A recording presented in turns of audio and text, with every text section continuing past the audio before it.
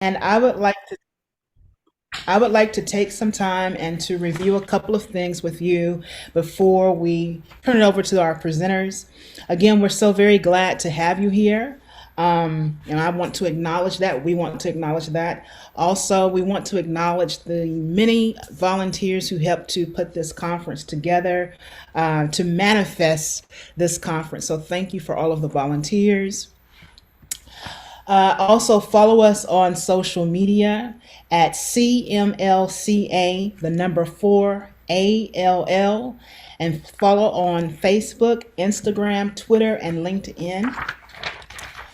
And also know that this session is being recorded, so if you are under 18 years of age or prefer not to be recorded, please turn off your video and remove your name in order to be anonymous.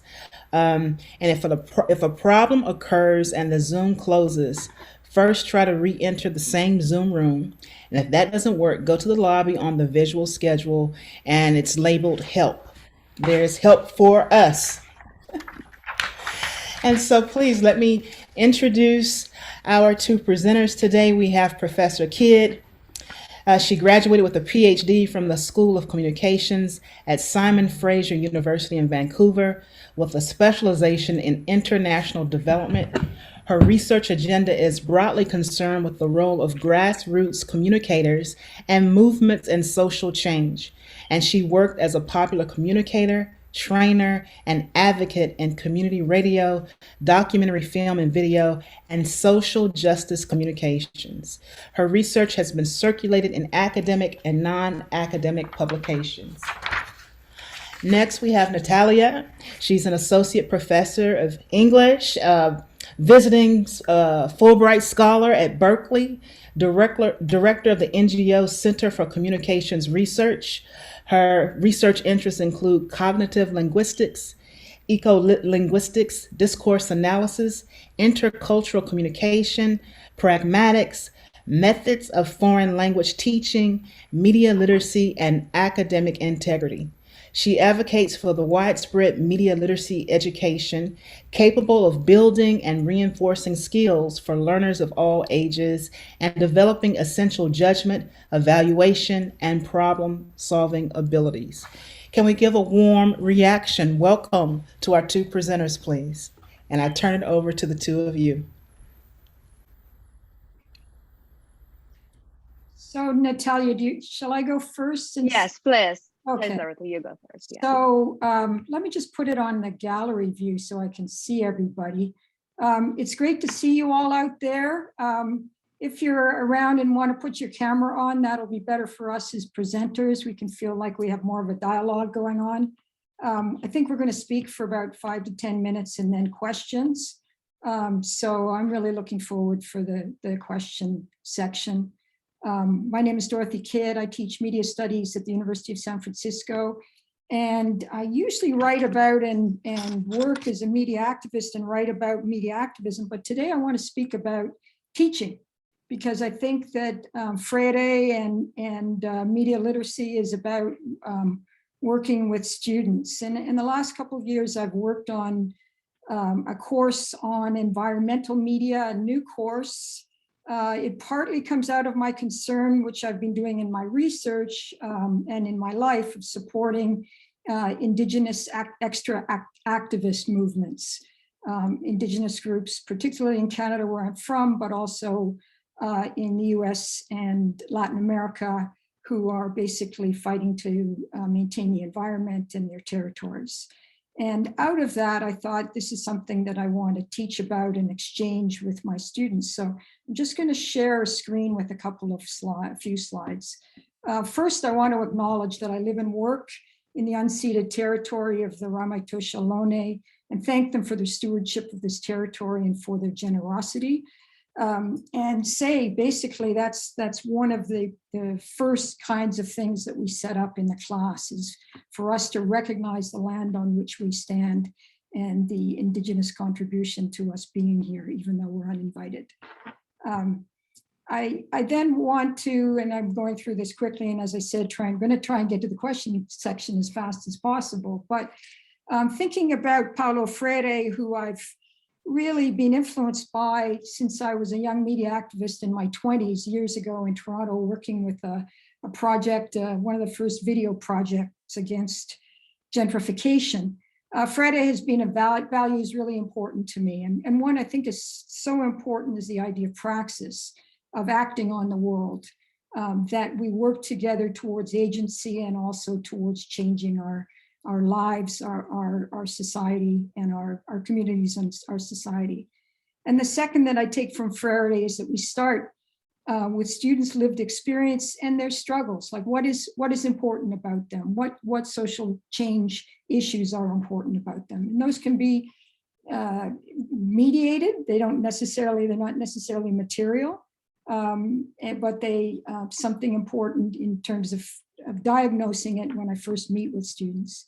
And the third is that our role as educators is to add some of the we ride on the shoulders of those who've gone before us, and those of us who are older have more in our tool bag and knowledge bag. So we need to add critical analyses. And the last thing of the Freirean values is to make it an ongoing dialogue about learning and knowledge. So to always acknowledge what I'm learning from students, try and encourage students to talk to each other about what they're learning from each other, and be courageous enough to admit failure is part of that dialogue. And then in terms of the additional dimensions that I've sort of structured this course with, which is really to start with student praxis, although that's number 2, that's the one I usually start with, which is, these are mostly media studies students, although I've had some students from politics and sociology and the design world. But what we're going to do in this class is for them to create media projects which focus on their own interests in environmental change. The other caveat that I put in is that really one of the best places to start is to see who's already organizing, who's already mobilizing, and to build on that. So this is something I do in all of my classes, but particularly in this one, is really encourage students to look backwards at what's already existing in terms of movements and mobilizations, especially in our own area, and then at the emerging social and political justice movements, to which of which students might be part of them, part of creating those emerging climate justice groups. There's certainly at our school there are. And then the third thing which I start with is that environmental justice starts with Indigenous resilience and activism. So talking about the contributions of Indigenous peoples in the locale in which we live, and how that's actually been not just activism, but also media activism and communications work.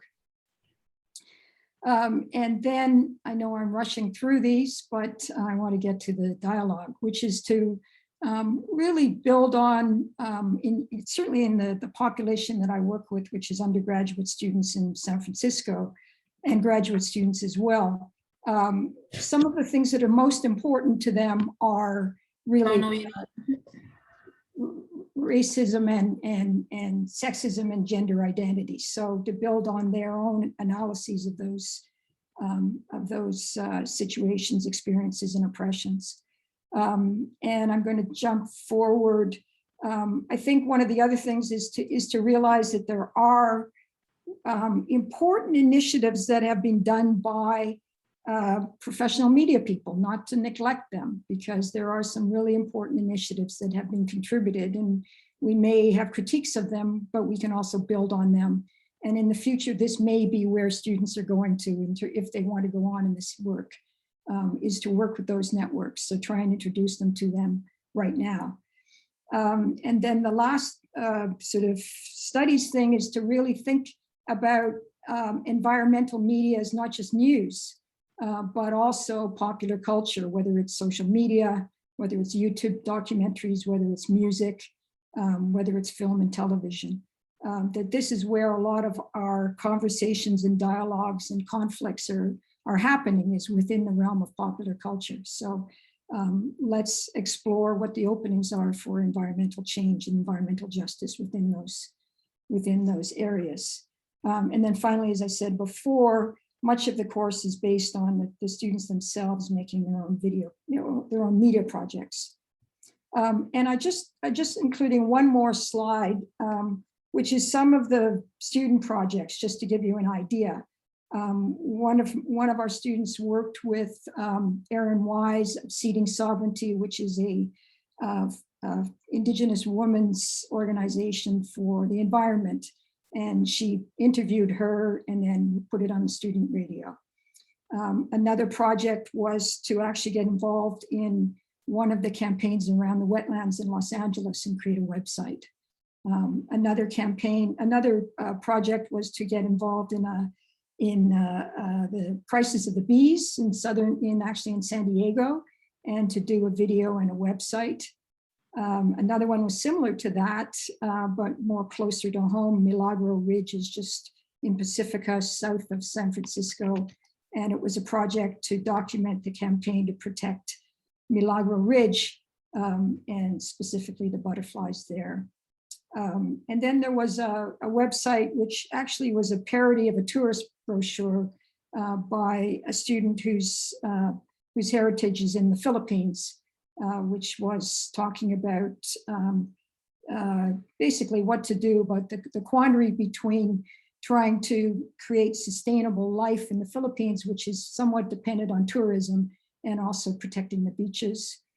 And finally, one of the other projects, and I can send these to people if you want, but I want to do that individually as opposed to making them widely available for privacy reasons.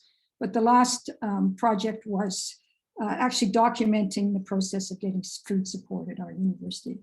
So that's a kind of very quick run through of the dimensions of the course. And I'm going to stop there.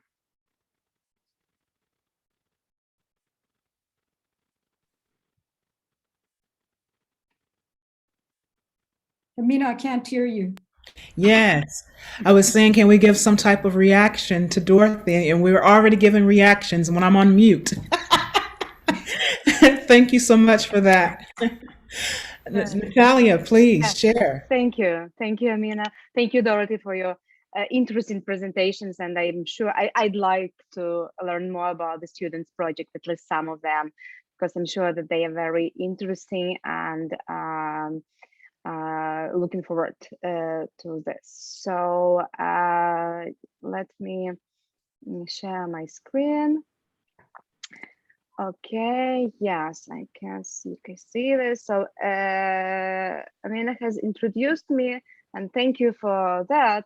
But I will just remind me that I'm from Ukraine, yes, and I'm here at here in the USA. I'm at Berkeley at the University of California on Fulbright. So if any of you are somewhere around, living, studying, working, whatever, doing research, so you are welcome to contact me, and we might meet each other in person, because I'm going to stay here for 9 months. So that will be quite a long project. So, and it gives me a wonderful opportunity to engage into community, or an academic community, and general wider community. And that's very, very important for me.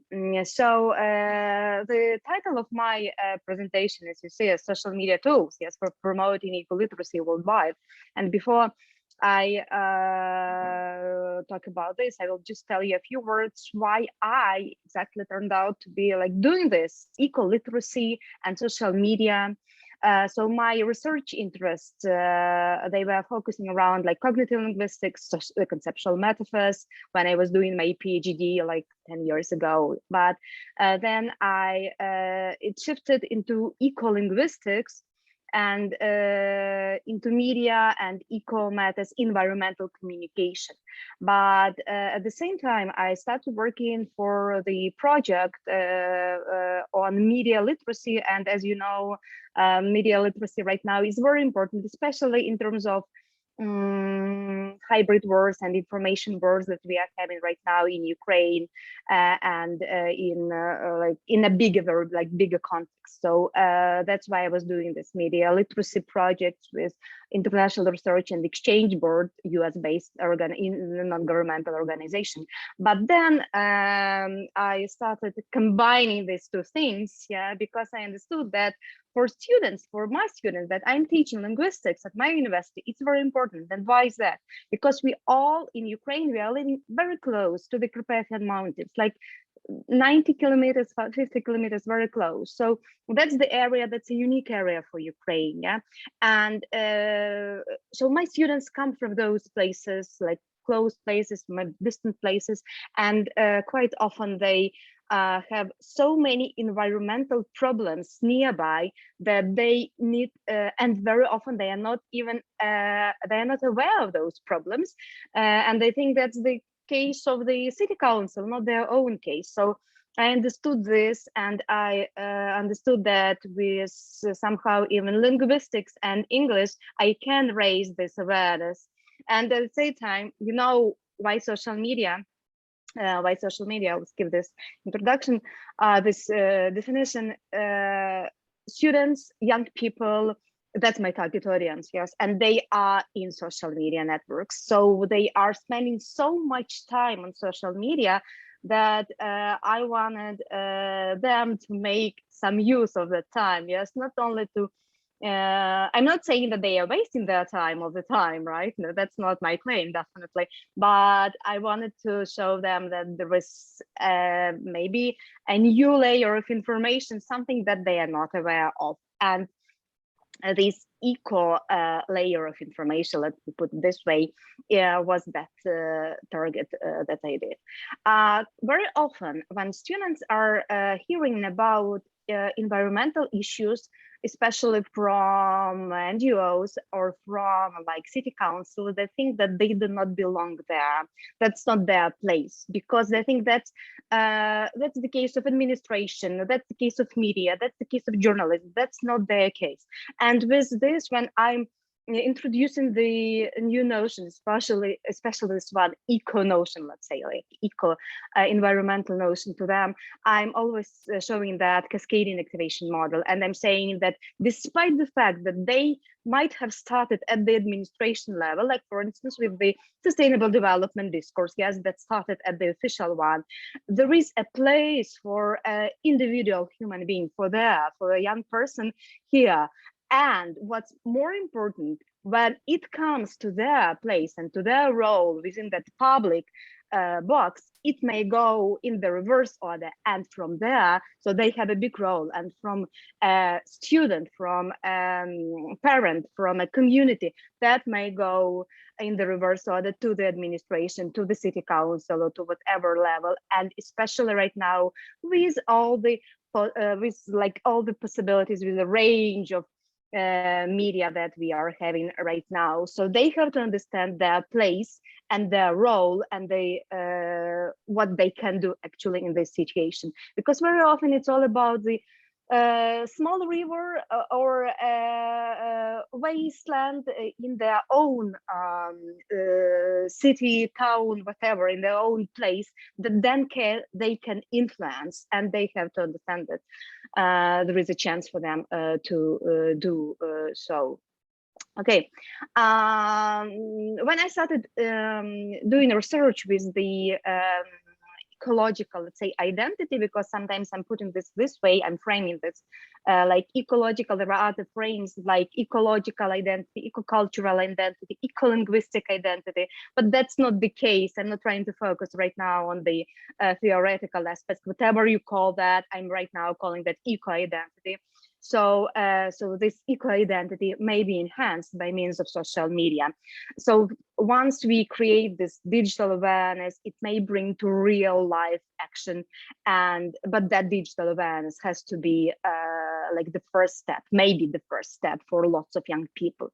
When I started doing research on eco-identity, I found like that social media or media tools didn't have lots of place here. Yeah. So, but I would reframe that, and I would place like social media into every box here, because all people are using social media. You are not, I'm not talking about the what social media platform somebody uses, because they are like quite different in different countries. So for instance, in Ukraine, like Facebook is popular, yes, and it has been popular for a while, but for let's say 30 plus, maybe, yes, generation 30 plus, but for young people, that's Instagram. In US, the situation is like Twitter and Instagram, they are more popular, but so that's not, the platform does not matter, but the awareness, the knowing that social media tool can be used for this, and you can raise your awareness. First, that will be digital awareness, but after all, that will bring to life connections that may change. So that's what I'm trying to say to students. So what my students are doing, I'm having, for instance, I'm having a courses on like English as second language and on eco-linguistics. And the very first step that I'm doing with my students is the search by means of hashtags. And today I'm going to talk only about like hashtags as a very powerful tool, because very often you are starting to, a young person is starting searching those hashtags and is surprised to learn how many interesting issues that don't occur here in the person's newsfeed, that otherwise wouldn't have like she wouldn't have seen those posts are here. A very interesting case here, that was one of the that was the example of the research of one of my students, and she was researching the Sustainable Development Goal about inequalities. Yes, the Sustainable Development Goal number 10 about reducing inequalities, and she found out that after COVID, like there is a pre-COVID and after COVID change here, because with after COVID change, the reduced inequality goal and hashtag people started talking about the citizens, senior citizens, and helping them. And this hashtag actually expanded its meaning. So that was very interesting observation from one of my students that otherwise like I wouldn't have known either.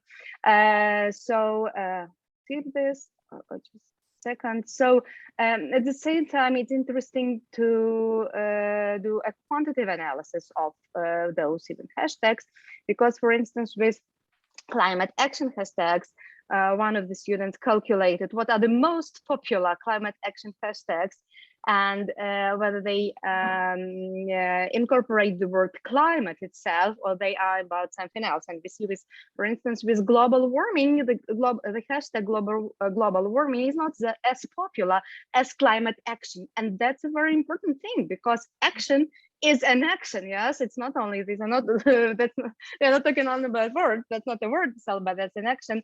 So so that's also a very important observation that came from a research project of one of the students on the course on eco-linguistics, when she was doing research on social media. And that's the analysis of Instagram, Twitter, Facebook, and Tumblr.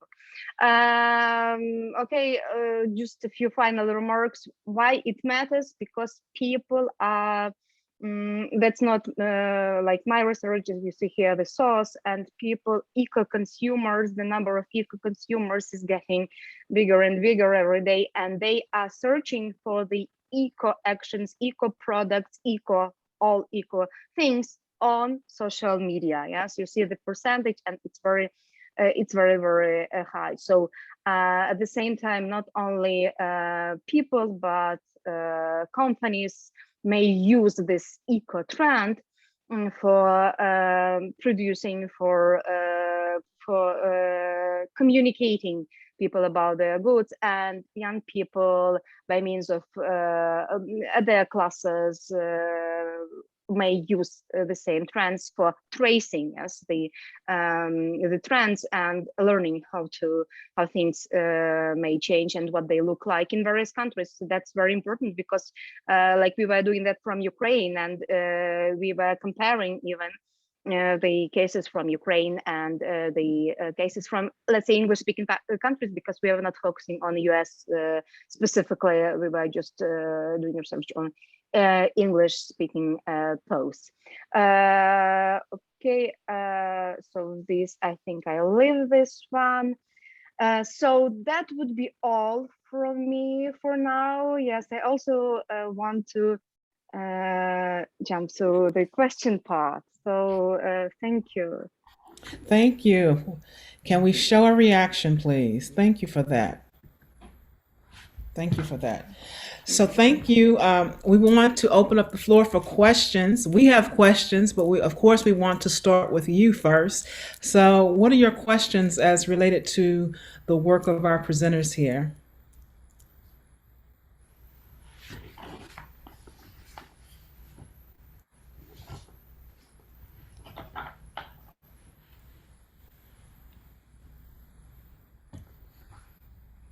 And I can start.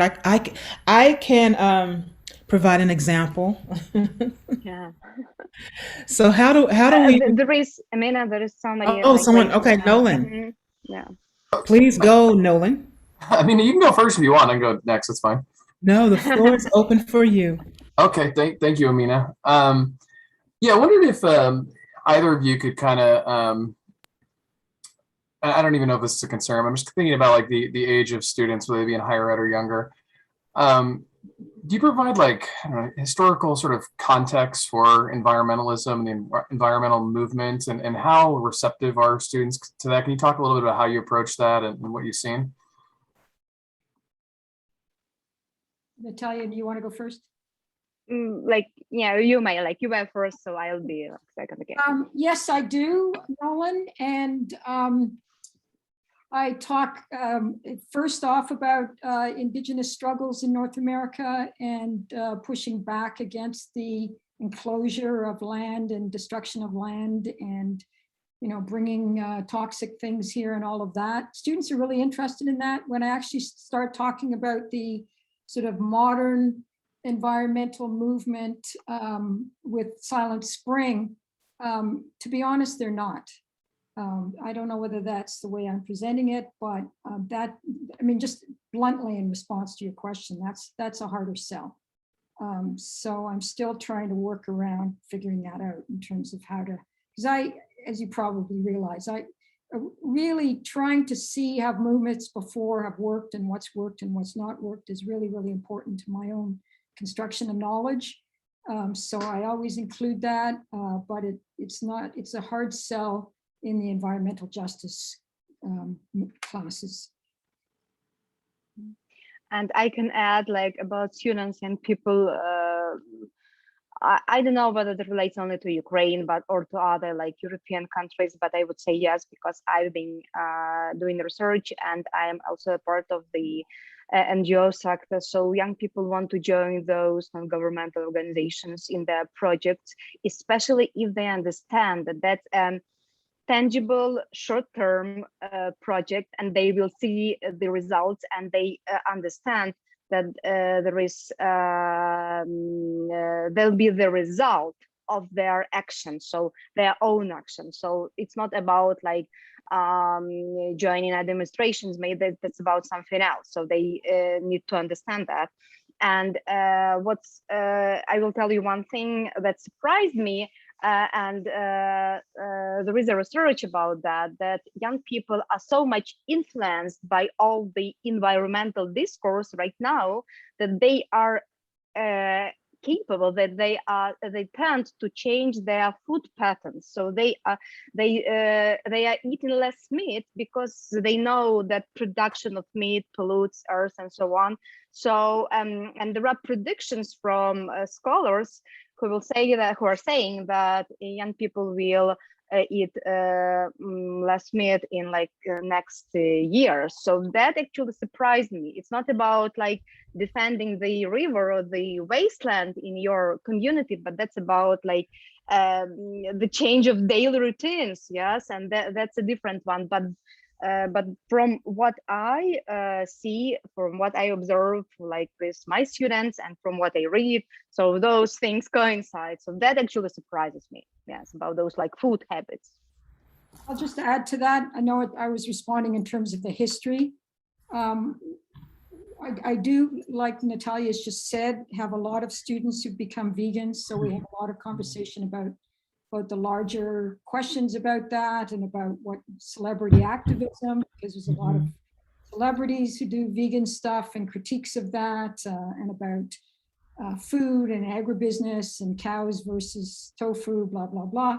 We also, one of the other areas is sustainable fashion, which is a big concern of a lot of students. So I've learned a lot about fashion in the last 2 or 3 years, and had some great projects about trying to figure out ways around clothes and fashion and sweatshops, and how students in North America make a contribution to that. So that's been a really, really productive kind of conversation where I've learned as much as I've presented. But the other thing to say is that my students this spring especially really wanted to focus on not only their local areas, but San Francisco. You know, when I presented Nolan on the toxic waste in Bayview Hunters Point, they wanted to follow that up and look at all the different neighborhoods in the Bay Area, and then started to do their own work in their own neighborhoods. So that worked as an approach as well. And in each of those, there's a media element or popular culture element. I think that's the connection.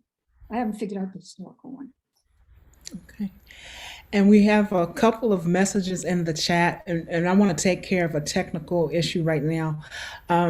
We have a message here just letting you know that for whatever reason, the hosts have turned off our video. So just know the audience is not being rude by not turning on their video. So if there's any way for the technical people helping us with this session to be able to allow the people to turn on their videos with choice, please, if you don't mind handling that. Also in the chat, we have a message here.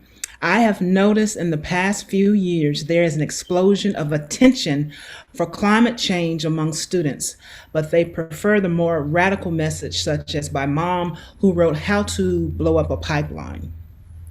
That's one of the messages in the chat.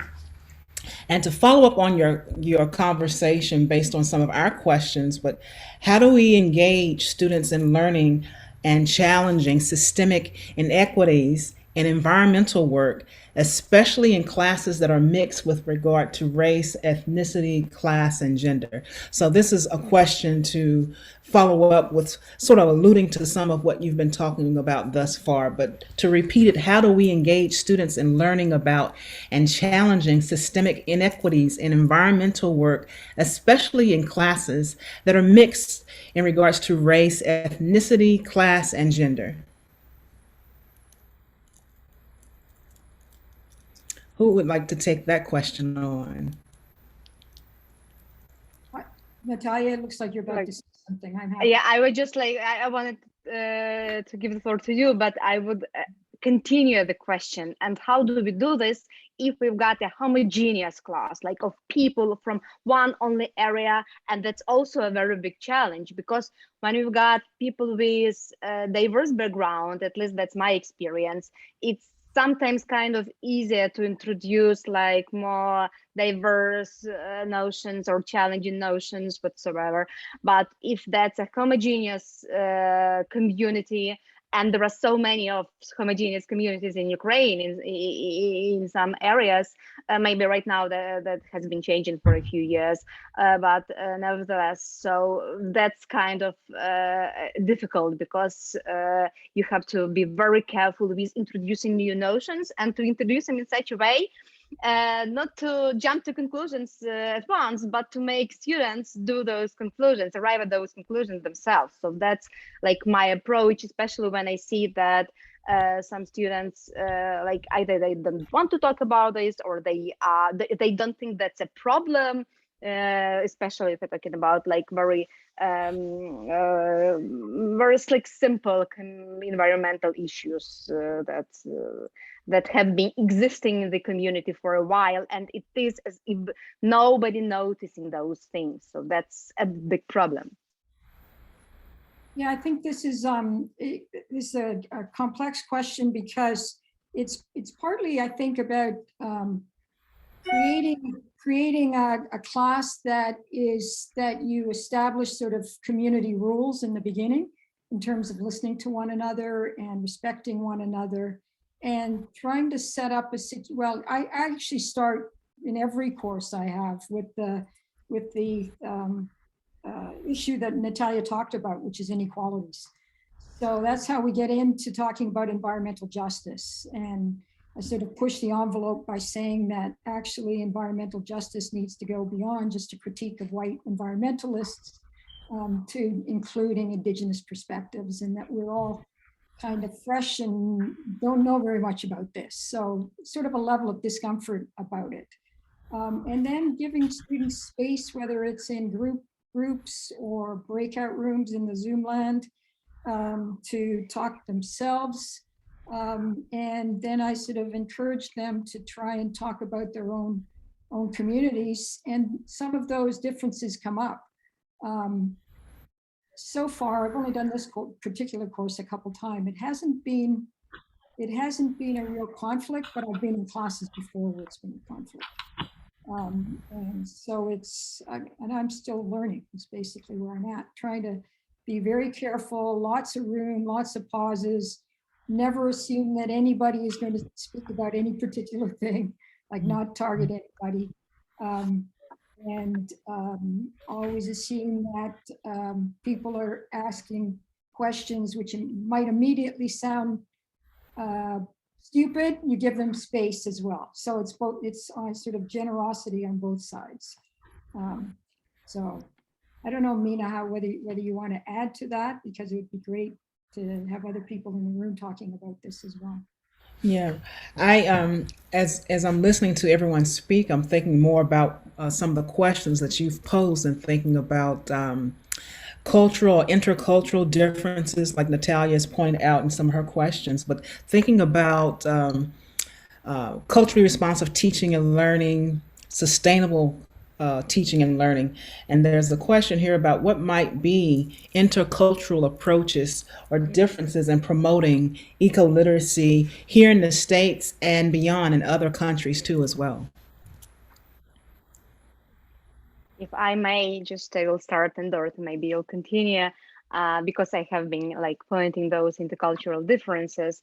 And I think that the best intercultural approach here is the community approach. Once a person understands that and takes responsibility for the community the person is living in, so that is enough for the intercultural approach. So with absolute respect to all other communities, that must be taken, yes, for granted and understood. So once a person understands that and takes responsibility for the community, so all those let's say not intercultural, but inter-community, yes, principles and approaches, they will work out for the best of all the communities involved, I would say. I mean, I had an experience teaching in Colombia 2 or 3 years ago. And for some reason, they got me teaching about environmental communications when I'd never really taught about it before. So, you know, that's always one of those intercultural things that's great, right? You get thrown in totally over your head. So I realized that we really needed to set it up as an exchange, because they knew very little about North America. They know a lot about Hollywood. They know a lot about Hollywood popular culture. They know a lot about consumerism, but they know very little about environmental or even social and political justice movements in North America. So I said, well, I'm here to learn about your struggles, including against Canadian mining companies. So I was very open about that, which is an issue in Colombia. I'm here to find out about that. And I'm going to show you some videos, some music videos of how young people in indigenous communities are organizing around mining. So we started there and started decoding and talking, and they told me what were the cultural references for them. And I started talking about some that were in North America, and we really started with those codes. And I mean, it's a longer process, and I don't want to take up the time, but it's sort of finding, and Nataliia, it's interesting that you're a linguist, it's finding the common language that we can play with and explode, and then introduce, and I'm going to go off on Andy Lee Roth's question, and someone else asked about TikTok. And then from those moments, try and bring in what I would say a political economy analysis, because I do a whole discussion of TikTok and not only the economics of it, but the politics of it as a Chinese company in the US in another course, but many of these students have that course with me. And then the question that Andy was asking was around consumerism, and it being, the vegan response particularly is a really individualist one. Then I just really posed the question. So what difference is it going to make if you're, really push on the individualist and start talking about what's the systemic analysis we need to do. Let's look at agribusiness. Let's look at who's organizing around agribusiness, and what are the successes and failures, and successes and failures in terms of the different what I would say false solutions. And I do, once I've met them after about a month, I do say that veganism is a false solution. Trying to be less didactic, but I basically pose that to them and see what their response is. Thank you for that. Thank you for that. I want to turn to the chat because the chat is very busy, and I want to make sure everyone is acknowledged. Roger, are teachers aware of the concept of multimedia principles, which may be incredibly important during this time of information overload?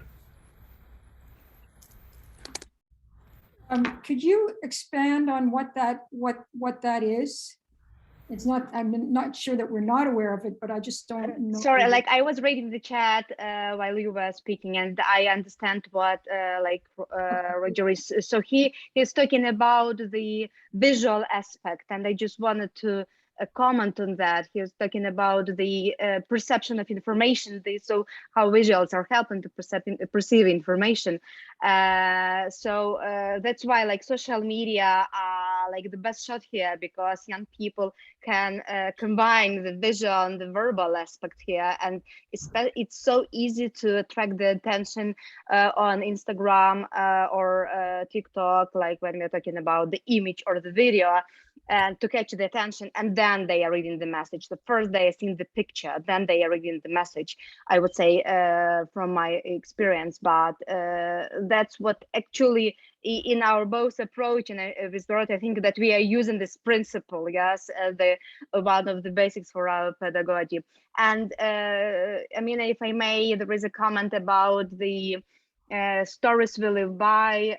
That's the book and the course of Aaron Stibbe. He is the professor of Goshylyk, and that's the professor, and he's a chair of the International Ecolinguistics Associations, and I'm on the steering board of this association. So if anyone is interested on that, that's a very good course on ecolinguistics, and it helps to, that's a free course, totally free course, supported by the University of Goshylyk, and you could just Google that, Stories We Live By online course, and join the discussion. There are so many interesting issues that Aaron, Professor Stibbe raises here, so highly recommend it.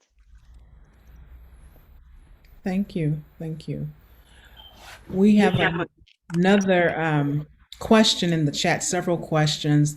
This one is about students and the use of TikTok.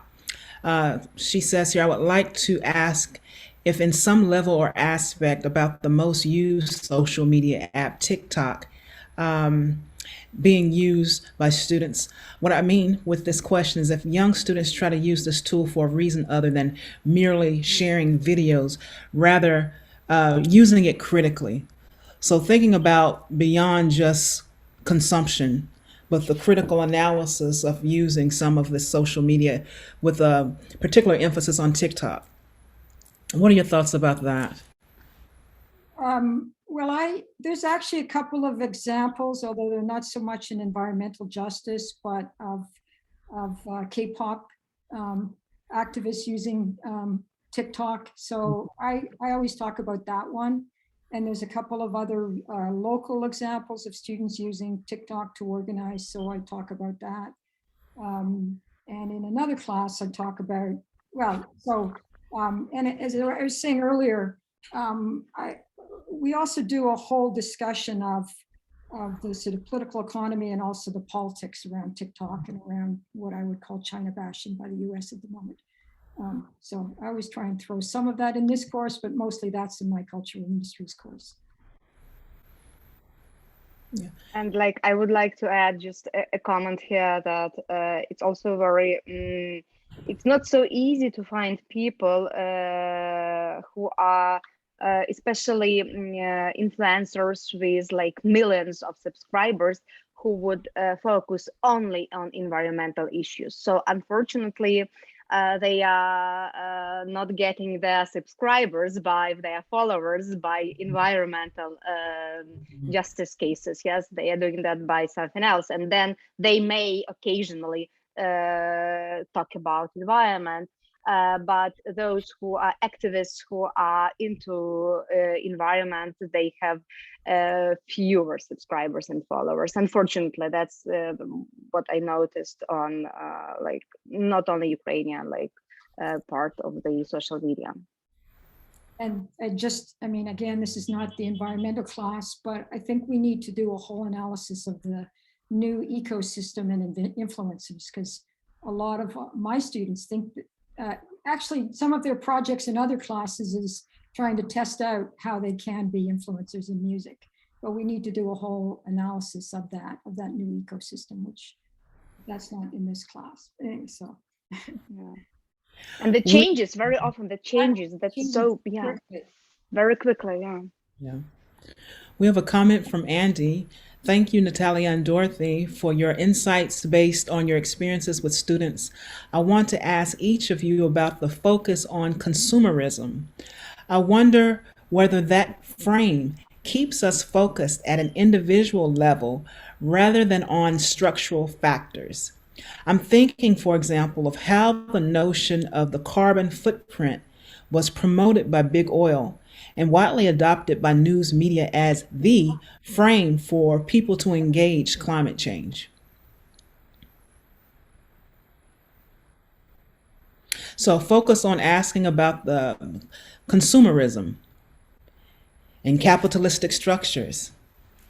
Yeah, I think that I can say that most of my students come into the course thinking that environmental change is an individual thing. And I think that that's a sort of a US ideology that's not just in terms of the environment, but that change is something that the individual is responsible for. I hope by the end of the class, they've realized that there are some limitations with that approach. I don't think, Andy, well, several of them now very frankly talk about capitalism, but not necessarily in an anti-capitalist way. Sometimes it's a fatalist way, that this world just surrounds us and there's nothing we can do. But the point of the course is to get them to realize that A, people have been organizing around the environment as long as we have been on Earth. B, that there are groups that we can look at who have been doing a much more sustainable in quotes, way of living with the world. And C, that there are probably people in their own community, whether that's a geographic community or a cultural community, who have been part of making that change, and that we can trace that through media, and that they can make media to contribute to that. And then we do within that, because they come up with these projects, we do critiques around the sort of consumerist things that students are most interested in, which is recycling, veganism, fashion. Those are the sort of three things that they think that they come in thinking are the only ways they can contribute to climate change. And I would add here that in Ukraine, it's not exactly the case, because lots of students come to my classes with the idea that there is nothing they can do, and that environmental issue is the responsibility of the, let's say, city council or the government or the president, but not their own. So I'm trying to introduce that individual responsibility pattern here, and by means of social media as well. But at the same time, I'm trying to focus that eco-identity and eco-responsibility, it's not only about certain garbage or recycling or whatever, but it's also about checking out how your city council, what your city council does with their environmental problems. So that's kind of the responsibility a citizen, yes, has to bear and has to understand. Thinking about the theme of the conference, and using the backgrounds and experiences of students, thinking about teachers, people who design courses, how do we design those courses that build on the students' experiences as media makers and as lifelong learners in their own media ecologies, for example, TikTok, Instagram, and beyond? How do we build upon these students' experiences?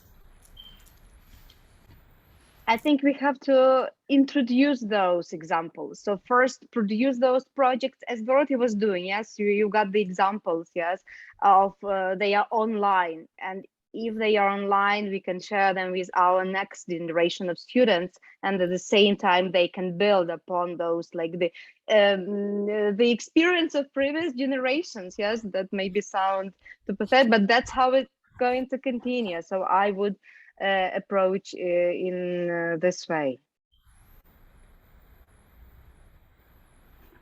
Yeah, and I think the other thing, because I'm in a media studies program, which has a film studies emphasis and a journalism emphasis, I also build on those experiences and those practices. And I talk about how they might survive after graduation by being a videographer who does environmental work, right?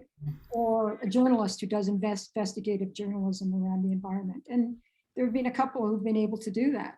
And tell them this is a field that's actually expanding, and you all are going to be the ones expanding it, because it's not going to happen from top down, the old system, right? So it's partly, that's just something I wanted to add, Amina, to that.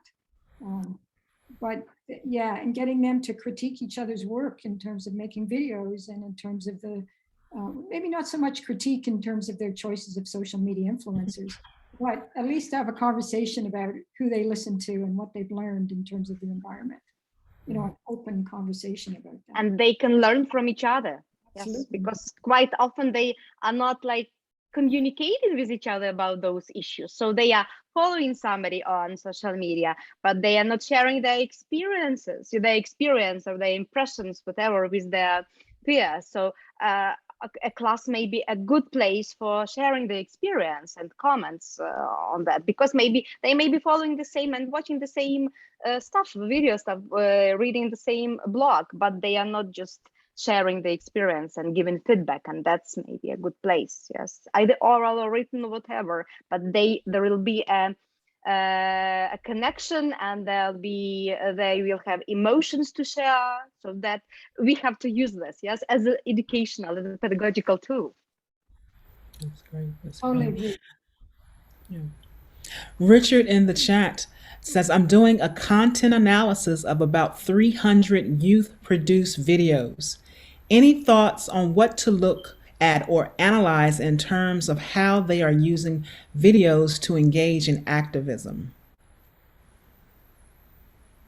Any thoughts on what to look at or analyze in terms of how they're using videos to engage in activism in this content analysis? Richard, I'm going to throw that back at you. What's your approach? This would be my approach anyway. So, well, back to we're looking at protest protest videos where it's like display of, hey, we're all together on this. So it's like, different people can get together and be together in the protest videos. There's also examples of videos that where they interview people on the street and say, well, what do you know about climate change? And they may say, I don't know anything about it. Or, well, I know a lot about it. And so it's like different types of videos that we're seeing to analyze. There's also examples of videos of documentaries by the Green Guerrillas groups or the New York City video productions, where they actually do documentaries about pollution in the Tennessee rivers. And so they're interviewing people. So there's like traditional documentary thing with attempting some uptake.